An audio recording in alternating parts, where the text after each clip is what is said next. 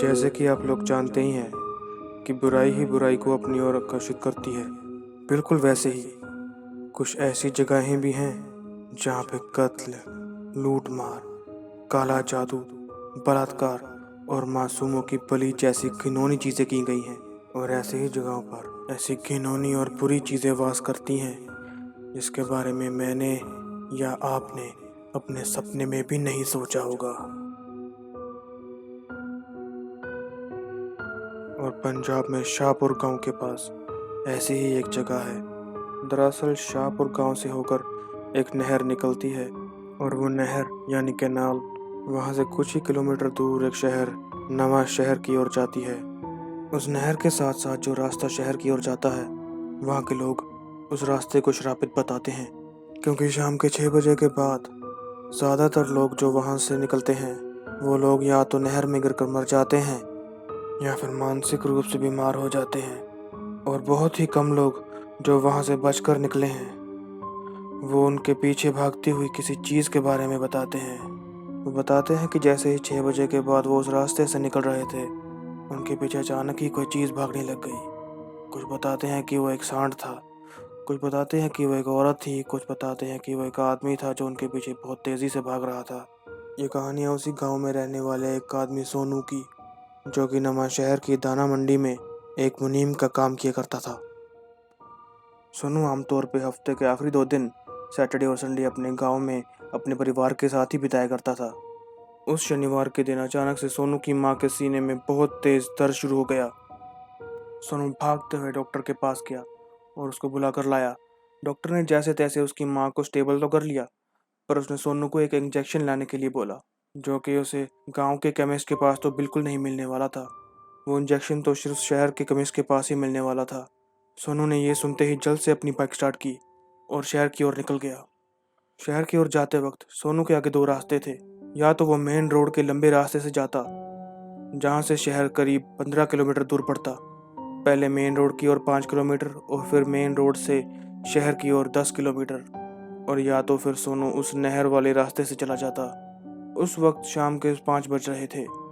सोनू को लगा कि 1 घंटे के अंदर अंदर वो शहर से वो इंजेक्शन ले आएगा, इसीलिए वो उस नहर वाले श्रापित रास्ते से चला गया। सोनू उस रास्ते से शहर तो पहुंच गया, पर शहर में भी उसे वो इंजेक्शन बहुत मुश्किल से मिला। इंजेक्शन मिलने के बाद जब सोनू ने अपने घड़ी की ओर देखा, तब वहाँ 5:45 हो चुके थे, यानी कि 6 बजने को सिर्फ 15 मिनट। सोनू को लगा अगर वो अपनी बाइक तेज भगाएगा तो जल्द से जल्द वो अपने गांव पहुंच सकता है। सोनू अपनी बाइक को फुल स्पीड से भगा रहा था। वो नहर के रास्ते 3 किलोमीटर पहले ही अंदर आ चुका था। अब बस 2 किलोमीटर और उसका गांव आ जाता, पर शायद किस्मत को कुछ और ही मंजूर था। सोनू की बाइक रास्ते में ही आवाज़ करने लगी और धीरे धीरे करके उसकी बाइक खराब होकर वहीं रुक गई। सोनू ने जैसे ही अपनी घड़ी पर टाइम देखा तो उसकी आंखें फटी की फटी रह गई। उसने देखा कि अभी भी घड़ी 6:15 ही बजा रही है, यानी 6 बजने को 15 मिनट। दरअसल सोनू की घड़ी पहले ही खराब हो चुकी थी। उसने अपनी जेब से मोबाइल निकाल कर टाइम देखा तो उसका खून जम गया। उसने देखा कि वक्त तो 6:30 का हो चुका है और वो अभी तक उसी श्रापित रास्ते पर घूम रहा है। अब सोनू के पास कोई रास्ता नहीं बचा था। वो अपने गांव की ओर चलकर जाने लगा। सर्दियों के दिन थे, इसलिए रात भी बहुत जल्दी हो चुकी थी। अब सिर्फ चांद की रोशनी में ही रास्ता दिखाई दे रहा था। रास्ते के एक तरफ नहर और दूसरी तरफ किसी के खेत थे।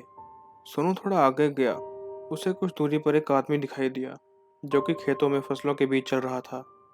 मदद मांगने के लिए उसने उस आदमी को आवाज़ लगाई, पर वो आदमी ने कोई जवाब नहीं दिया। सोनू को लगा कि शायद इतनी दूर से उसकी आवाज़ उसे सुनाई नहीं दी होगी। सोनू थोड़ा उसके पास गया और वो जैसे ही फिर से उसे आवाज़ देने वाला था, उसकी आवाज़ उसकी गले में ही फंस गई। वो आदमी फसलों के बीच नहीं, बल्कि फसलों के ऊपर हवा में तैर रहा था। सोनू की सांस उसके गले में अटक गई और वो धीरे से पीछे की ओर हटा और वहाँ से गोली की रफ्तार से भाग गया। भागते भागते सोनू को एक आवाज़ आई, जैसे कि उसके पीछे से कोई चीज़ भागते हुए उसके पास आ रही है। और जैसे ही उसने मुड़ के देखा, वहाँ पे कोई भी नहीं था और वो आवाज़ भी शांत हो गई थी। जैसे ही वो थोड़ी आगे और बढ़ा, फिर से वही आवाज़। इस बार वो आवाज़ और भी ज़्यादा पास से आ रही थी। उसने पीछे मुड़कर देखा एक बहुत ही बड़ा काला सांड उसकी ओर तेजी से भाग आ रहा था। सोनू की तो उसको देख कर ही फट गई। सोनू को अचानक से याद आया कि उसकी जेब में हनुमान चालीसा की छोटी सी कॉपी पड़ी है। उसने एकदम से हनुमान चालीसा निकाली और वो पढ़ने लगा। जैसे ही उसने शुरू की कुछ पंक्तियां पढ़ी, उसी वक्त वो सांड वहां से गायब हो गया। सोनू ने भागते भागते पीछे की ओर देखा, वहां कुछ भी नहीं था। पर भागते हुए सोनू का पैर एक पत्थर पर टकराया और वो वहीं गिर गया। वो इतनी जोर से गिरा कि सोनू के हाथ में जो हनुमान चालीसा थी वो भी उछल के नहर में गिर गई और वहीं बह गई। अब सोनू के एल लग गए थे। सोनू के पास कोई प्रोटेक्शन नहीं थी। वो भूतों के रास्ते पर खड़ा था और अभी रास्ता खत्म होने को नहीं था, कुछ अभी बहुत दूर था। सोनू उठा और उसने कपड़े वगैरह झाड़े और आगे की ओर बढ़ने लगा। कुछ दूर आगे चलते ही कुछ देर बाद सोनू को फिर से अपने पीछे से आवाज़ आई। इस बार सोनू को किसी आदमी के चलने की आवाज़ आ रही थी। जैसे ही उसने पीछे देखा, एज यूजली कुछ भी नहीं था। पर इस बार जैसे ही वो आगे की ओर देखने लगा, उसे एक आदमी चलते हुए दिखाई दिया।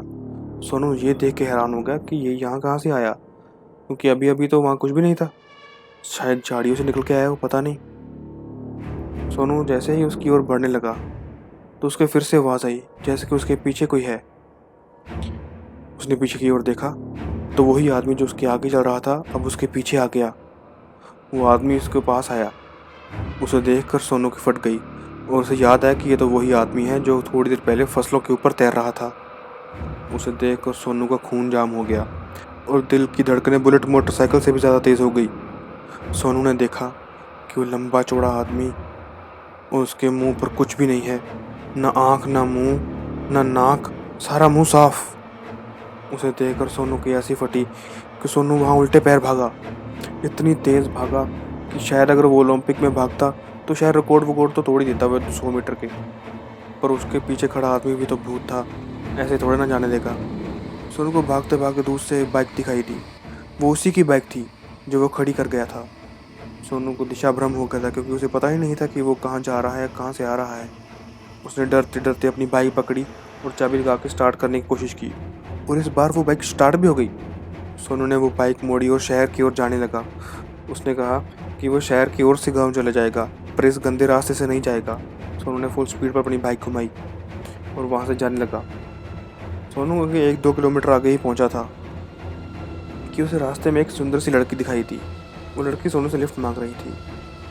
सोनू बहुत ज़्यादा डरा हुआ था, पर वो इतना ज़्यादा बड़ा ठगी था कि उसने लड़की को देख के बाइक रोक ली और एक पल के लिए भी उस पर शक नहीं किया। उसने लड़की देखा, लार टपकाई और बाइक रोक ली। लड़की ने कहा कि उसे शहर की ओर जाना है और वो इस रास्ते पर काफ़ी देर से चल रही है और फिर रास्ते पर काफ़ी देर से चल रही है। सोनू ने बिना कुछ सोचे समझे उस लिफ्ट दे दी। अब जैसे वो शहर की ओर जा रही थी, सोनू के मन में एक डर भी था कि कहीं वो भूत फिर से उसके पीछे ना आ जाए। पर उस लड़की ने जैसे ही सोनू की कमर को पकड़ा, सोनू के शरीर में एक झुरझुरी सी दौड़ गई। वो कुछ ज़्यादा ही फील में आ गया था और अपना डर तो बिल्कुल ही भूल गया था। सोनू ने उस लड़की से पूछा कि आप कहाँ से हैं। अब इतना बोलने की देर ही थी कि वो लड़की बोल पड़ी। उसने कहा कि मैं तो यहीं से हूँ, पिछले 50 सालों से लोगों से लिफ्ट मांग रही हूँ, पर कोई रुकता ही नहीं है और ना ही कोई मेरी सुनता है।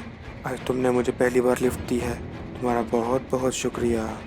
ये बोलते ही लड़की वहाँ से गायब हो गई और सोनू की फटकर 64 हो गई। उसने देखा कि उसके पीछे कोई नहीं बैठा और यह बात सुनकर भी उसके दिल की धड़कनें भी रुकने लगी। सोनू की बाइक फिर से ख़राब हो गई और फिर से रुक गई।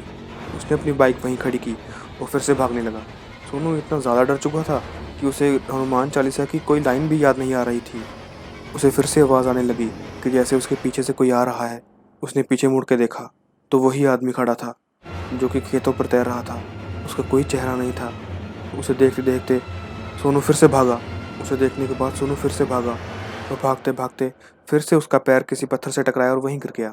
सोनू को एहसास हुआ कि ये वही जगह है जहाँ वो पहले गिरा था। चांद की हल्की हल्की रोशनी में उसको नदी में तैरती हुई उसकी हनुमान चालीसा की छोटी सी कॉपी भी दिखाई थी। उसके साथ छल हुआ था, यानी कि उसको कोई बाइक नहीं मिली थी, कोई लड़की नहीं आई थी। ये सब खेल छलावा उसके साथ खेल रहा था।